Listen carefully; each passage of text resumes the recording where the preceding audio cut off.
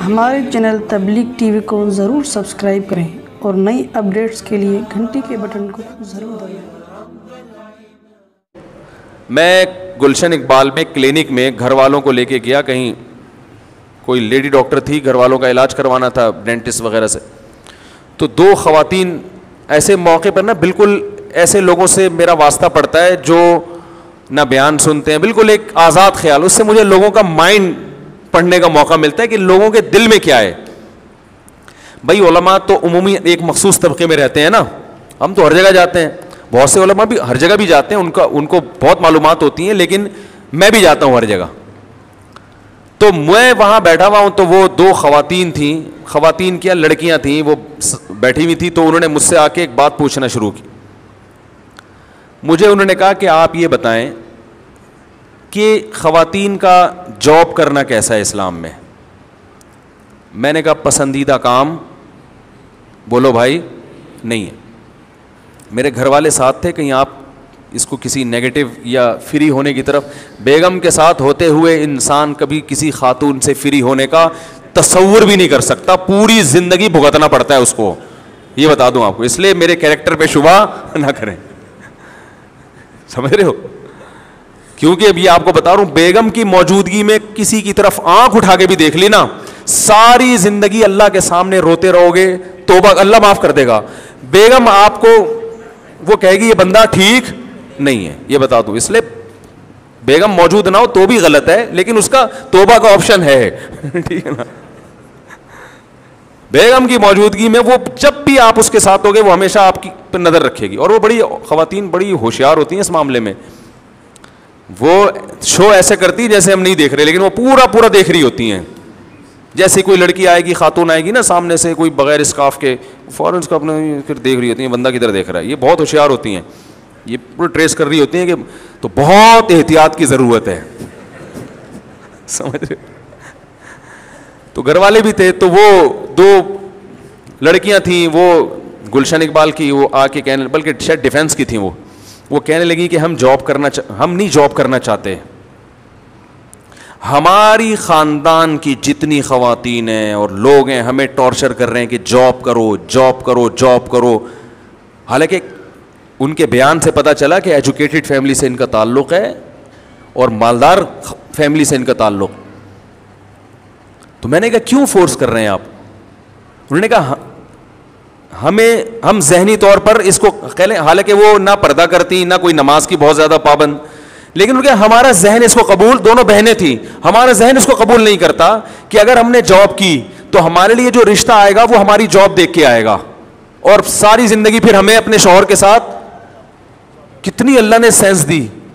میں نے کہا یہ تو کوئی بہت ہی خاندانی خواتین ہیں، خاندانی بچیاں ہیں، جو اتنی سوچ جس کی طرف آج بڑے پڑھے لکھے لوگوں کا ذہن نہیں جا رہا۔ انہوں نے کہا مفتی صاحب یہ جو کلچر پھیل رہا ہے، مجھے وہ جانتی تھی یوٹیوب کے حوالے سے، کہ یہ جو کلچر پھیل رہا ہے نا خواتین میں جاب کا، انہوں نے کہا ہم ایجوکیٹڈ ہیں، بہت اچھی تنخواہ پہ ہم جاب کر سکتے ہیں، کھڑے جاب ملے گی، لیکن آپ اللہ کا واسطہ ممبر پہ آواز اٹھائیں کہ یہ جاب کا کلچر خواتین کو برباد کر رہا ہے، مردوں کو اپاہج بنا رہا ہے یہ۔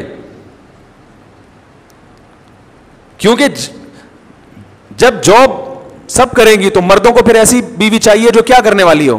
تو اس نے کہا پھر ہم شوہر کے گھر، اپنے ماں باپ کے گھر کو چھوڑ کر جائیں کیوں جب وہ کوئی ذمہ داری اٹھانے کے لیے تیار نہیں ہے؟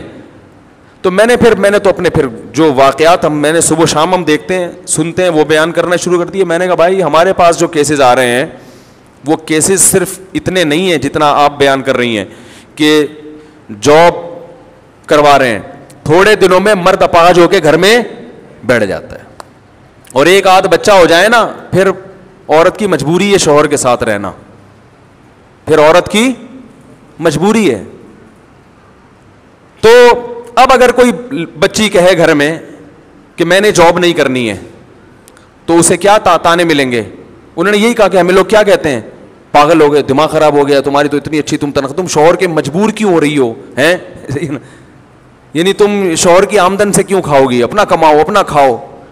فیملی سسٹم تو برباد ہو جائے گا بھائی، پھر اپنا ہی کھانا اپنا ہی کمانا ہے سب نے، تو ٹھیک ہے پھر گھر ور توڑ دو، اس کو کرائے پہ دے دو۔ گھروں کو ہوٹل بنا کے کرائے پہ دے دیں, بیگم صبح جاب پہ نکلے, وہ اپنا کمائے, آپ صبح جاب پہ نکلیں, آپ اپنا کمائیں, سمجھ رہے ہو, اور پھر آپ ان سے بولا کریں کہ کہیں بھی ملاقات کر لیں. کیا خیال ہے؟ یہ گھر کرائے پہ دیں, اچھا رینٹ پہ چلا جائے گا, یہ بھی کمائیں آپ, آدھا آدھا یہ بھی بانٹ لیا کریں. جب کمانا ہی اصل چیز ہے, گھر بار کچھ نہیں ہوتا, تو پھر کمائیں کمائیں کمائیں, جہاں اللہ موقع دے ملاقات کر لیا کریں, سلام دعا کر لیا کریں, ٹھیک ہے نا. ورنہ قائد اعظم کا مزار تو لوگوں نے ڈیٹنگ پوائنٹ بنایا ہوا ہے, آپ اسلامی ڈیٹ لگائیں, آپ بیگم کے ساتھ وہاں ملاقات کیا کریں, ہیلو ہائے کر لیا کریں. تو اس کے لیے پھر باقاعدہ پراپر گھر ہونا, اور بچوں کو آپ اس میں جمع کرا دیں. آج کل جو ایک ادارے بنے ہوئے ہیں وہ بچے بھی پال لیتے ہیں, تو وہاں پیسے جمع کرا دیا کریں, ہفتے میں بچوں سے بھی مل لیا کریں جا کے. تو ہفتے میں کبھی ایک آدھ دن میرا خیال ہے کوئی ہوٹل کرائے پہ لے لیں, وہ سستا پڑے گا. بڑا بہترین مشورہ دے رہا ہوں میں. تو اس سے پیسے بچ جائیں گے اور دونوں ہنسی خوشی بولو بھائی زندگی گزار. لیکن بڑھاپا بڑا خطرناک ہوگا, کیونکہ بچوں کو گھر نہیں ملے گا, ان کو اماں اکثر شارٹ ملیں گی مارکیٹ سے.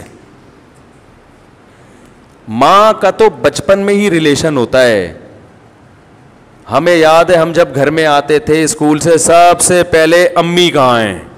امی اگر کہیں اڑوس پڑوس میں اٹھا کے نا چیزیں اٹھا کے پٹکتے تھے. بچے کو ماں چاہیے بھائی ہر وقت, اور پھر یہی یادیں بچپن میں باقی رہ جاتی ہیں. وہ صبح آفس جا رہی ہے اور وہ شام کو آ رہی ہے, یہ بھی صبح چلے گئے, تو یہ بچے پھر اول تو اسی وجہ سے بچے پیدا ہی نہیں ہوتے, پھر گھر ہی نہیں بنتا, ہوتے ہیں تو وہ کہیں اور رکھوا دیے. تو میں نے ملیشیا میں دیکھا لڑکیاں جاب کر رہی ہیں ہوٹل میں نا, فش, ہم لوگ بھی وہاں ہوٹل میں بیٹھ کے فش کھا رہے تھے, تو ہمارے سامنے کچن ایک لڑکی بیٹھی ہوئی, وہ فش بنا رہی ہم لوگوں کے لیے, وہ صبح سے پتہ نہیں کہ, اور اس کا بچہ واکر میں قریبی.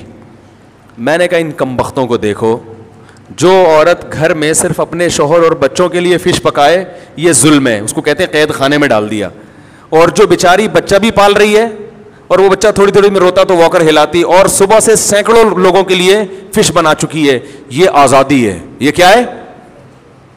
یہ ظلم نہیں ہے عورت کے اوپر. او بھائی اس کو آرام سے بولو تم گھر میں بیٹھو, تم بچے پالو, فش پکانا اور کھلانا کس کی ذمہ داری ہے؟ فشنگ کرنا ہماری ذمہ داری ہے, ہم تمہیں لا کے گھر میں کھلائیں گے.